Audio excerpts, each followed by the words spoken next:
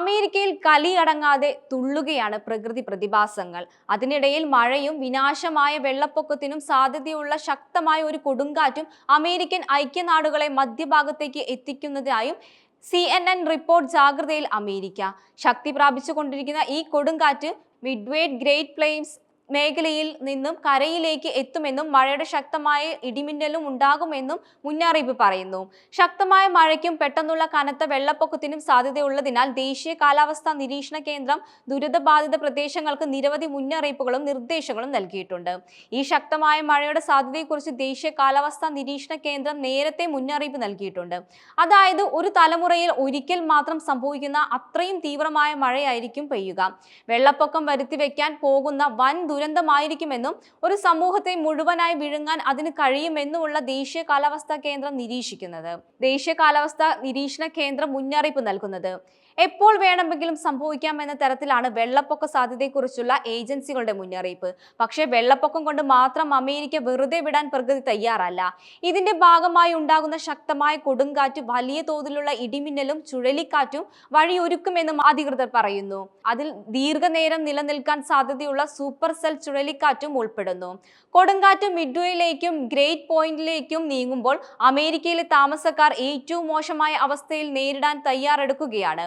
പല പ്രദേശങ്ങളും ഇതിനകം വെള്ളപ്പൊക്ക ഭീഷണി നേരിടുന്നുണ്ട്. അതിനാൽ അടിയന്തര മാനേജ്മെന്റ് ഉദ്യോഗസ്ഥർ മുൻകരുതലുകൾ എടുത്ത് സുരക്ഷിതരായിരിക്കാൻ ആളുകളോട് അഭ്യർത്ഥിക്കുകയാണ്.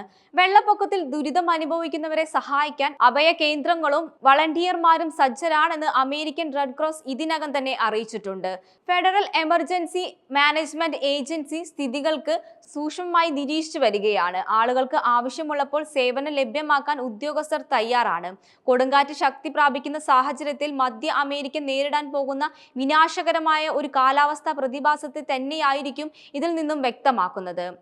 മഴയുടെയും വിനാശകരമായ വെള്ളപ്പൊക്കത്തിന്റെയും ഭീഷണി നിലനിൽക്കുന്ന സാഹചര്യത്തിൽ ജനങ്ങൾ ജാഗ്രത പാലിക്കണമെന്നും പ്രാദേശിക അടിയന്തര മാനേജ്മെന്റ് ഉദ്യോഗസ്ഥരുടെ നിർദ്ദേശങ്ങൾ പാലിക്കണമെന്നുമാണ് നൽകുന്ന നിർദ്ദേശം. അമേരിക്കയെ സാധാരണയായി വലയ്ക്കുന്ന ടൊർണാഡോ ചുഴലിക്കാറ്റ് സാധാരണയായി ഏപ്രിൽ മെയ് മാസത്തിലാണ് ഉണ്ടാകാറുള്ളത്. പക്ഷേ ഇത്തവണ അത് മാർച്ച് 3 തന്നെ തീരത്തെ തൊടുകയും ചെയ്തിട്ടുണ്ട്. 100-ലധികം കുടുംബങ്ങളെ ഇതിനോടകം ബാധിക്കുകയും ചെയ്തിട്ടുണ്ട്.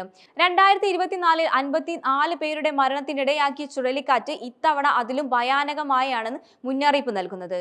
ഇത്തരം പ്രകൃതി ദുരന്തങ്ങൾ വർഷാവർഷം അമേരിക്ക പതിവായി. ചുഴലിക്കാറ്റുകൾ മുതൽ കാട്ടുതീ, വെള്ളപ്പൊക്കം മുതൽ വരൾച്ച വരെ രാജ്യം നിരന്തരം പ്രകൃതിയുടെ കോപത്തിൽ അഭിമുഖീകരിക്കുന്നുണ്ട്. സമൂഹത്തിലും സമ്പദ് വ്യവസ്ഥയിലും പരിസ്ഥിതിയിലും ചെലുത്തുന്ന വിനാശകരമായ ആഘാതത്തിന്റെ വ്യക്തമായ ഓർമ്മപ്പെടുത്തലാണ് ഈ ദുരന്തങ്ങളെല്ലാം, പ്രത്യേകിച്ച് ചുഴലിക്കാറ്റ്. അമേരിക്കയെ സംബന്ധിച്ചിടത്തോളം ചുഴലിക്കാറ്റുകൾ ആവർത്തിച്ചുള്ള ഒരു പേടി സ്വപ്നമാണ്. 2024 ചുഴലിക്കാറ്റ് സീസൺ ഇതുവരെ രേഖപ്പെടുത്തിയിട്ടുള്ളതിൽ വെച്ച് ഏറ്റവും സജീവമായ ഒന്നായിരുന്നു. നിരവധി ശക്തമായ കൊടുങ്കാറ്റുകൾ കരയിലേക്ക് പതിക്കുകയും വ്യാപകമായ നാശനഷ്ടങ്ങൾ വരുത്തുകയും ചെയ്തു.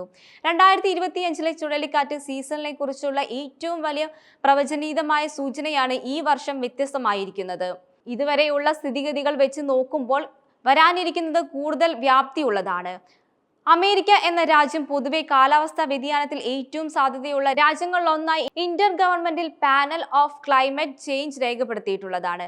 വരൾച്ച, വെള്ളപ്പൊക്കം എന്നിവ അനുഭവപ്പെടുമെന്നും കാട്ടുതീ, ജലക്ഷാമം എന്നിവയ്ക്കുള്ള സാധ്യത വർദ്ധിക്കുമെന്നും inter government panel of climate ചേഞ്ചിന്റെ റിപ്പോർട്ടുണ്ട്.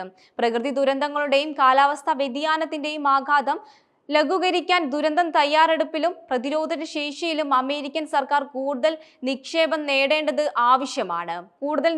നടത്തേണ്ടത് ആവശ്യമാണ്. മുന്നറിയിപ്പ് സംവിധാനങ്ങൾ, അടിയന്തര പ്രതികരണ ആസൂത്രണം, അടിയന്തര സൗകര്യ പ്രതിരോധ ശേഷി എന്നിവയൊക്കെ പെടുന്നു.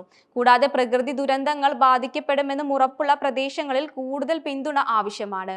ഇതിൽ അടിയന്തര സഹായം നൽകൽ, പുനർനിർമ്മാണം ശ്രമങ്ങൾ പിന്തുണയ്ക്കൽ, പ്രതിരോധ ശേഷി വർദ്ധിപ്പിക്കൽ എന്നിവയെല്ലാം ഉൾപ്പെടുന്നുണ്ട്.